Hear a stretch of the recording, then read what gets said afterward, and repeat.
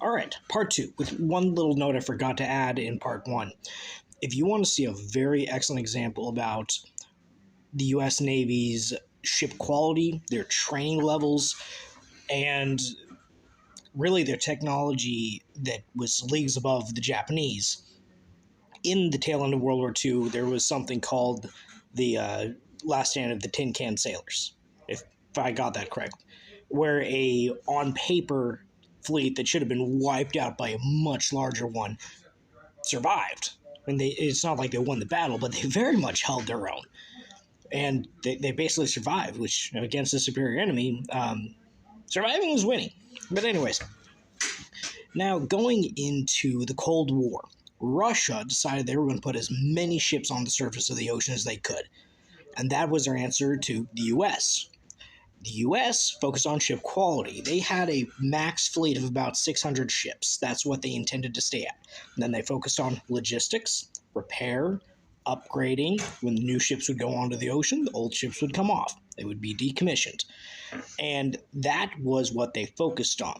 They wanted a fleet that was very powerful, that had the best technology that they could, with the best training they could, that was supplied so in case of war, they would still have ammunition, fuel, communications. That is what they focused on.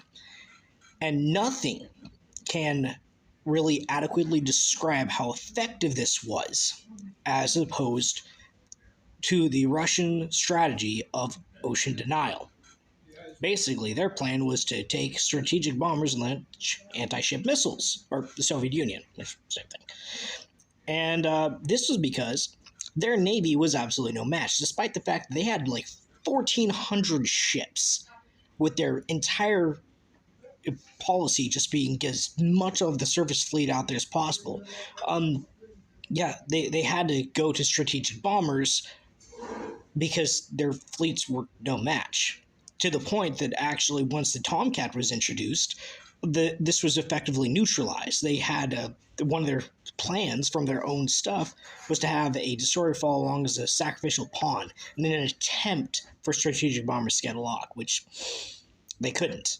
I mean, the French in I think it was the 90s did a series of like 90 different sorties in a war game to try to break our fleet's defenses, and they failed each time. That was the strength of the US Navy. Just one carrier fleet.